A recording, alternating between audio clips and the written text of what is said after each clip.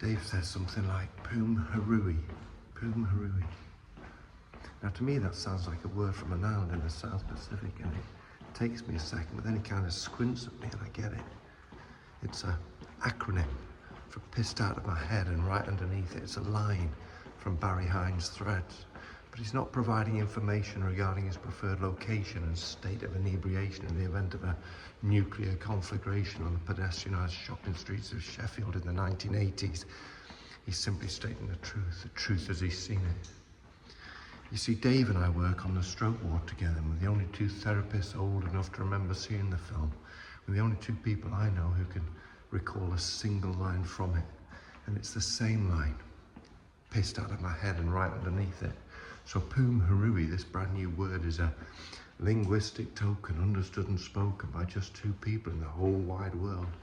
It refers back to a conversation, a recurring conversation in fact, when the CVA has taken away everything that makes life worth living, leaving just enough insight intact to understand that the catastrophic event was not quite catastrophic enough, leaving fragments of semantics and scraps of language, but retaining the full horror of what's been lost and how things will now be. Like for the patient we've just seen in bed 16, who, to stretch the analogy a bit too far, lived out somewhere like Hunter's Bar. So he survived the force of the initial blast, but now he's trapped in a collapsed post-apocalypse South Yorkshire terraced house forever. He was not pissed out of his head and right underneath it like the guy from Threads said he would have wanted, like Dave said anyone sane would have chosen. Though at the time I voiced no opinion. Isn't something better than nothing, I wondered. But wondering's redundant. You don't get to choose. You don't get to say I'll be at the fountain on Fargate or up on the moors looking down. Poomharui is not an available option. It's just a sad little neologism of ours. So Dave will keep doing his assessments and I'll keep working on trying to get some kind of reliable yes and no.